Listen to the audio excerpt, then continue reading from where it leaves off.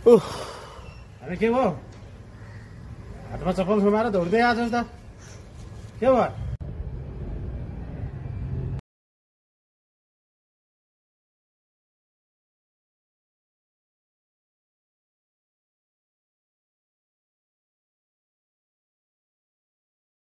ए समस्या त ठुलै ल्याएर आइछस् त। अब हिजो चाहिँ त्यही नेताको पछि लागेर मासु भात खाएर ट्रेङ ट्रेङ गरेर हिँडेको त्यही अब फेरि आज त्यसैलाई कुदेर यहाँ आइस। कति दिनसम्म चल्छ यस्तो गर् त?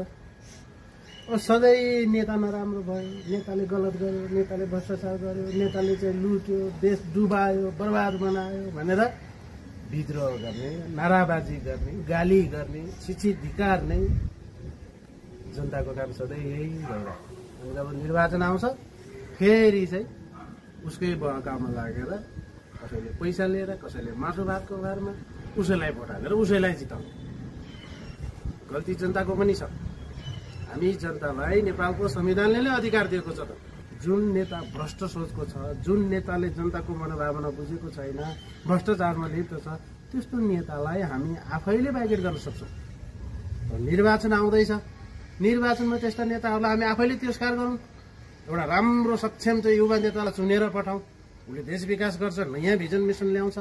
यदि नेता गलत छ भने त्यसलाई पन्छ्याउने व्यवस्था हाम्रो संविधानले हामीलाई दिएको छ। निर्वाचन प्रक्रियाबाट हामीले उसलाई चाहिँ भोट नदिएर हराइदिउँ, उसलाई पछाडि सारिदिउँ, उसको सट्टा राम्रो भिजन भएको युवा नेता ल्याएर जिताउँ, अनि हाम्रो देशको विकास हुन्छ। सधैँ नेतालाई गाली गरेर, तोडफोड गरेर, नाराबाजी गरेर, आमागाली दिएर, असभ्य भाषा प्रयोग गरेर, सामाजिक सञ्जालमा फलाउनु नेता यताउता हलाउनु नेता भनेर विद्वन्द बचाउन आवश्यक छैन। यदि नेता गलत छ भने त्यसलाई हामीले निर्वाचन माध्यमबाट उसलाई हामीले चाहिँ पार लगाएर राम्रो नेतालाई चाहिँ संसद भवनमा पठाउने तरिकाले निर्वाचन गर्यौँ भने हाम्रो जनभावनाको कदर हुन्छ। हामीले भनेको जस्तो चाहिँ नेपाल बन्छ।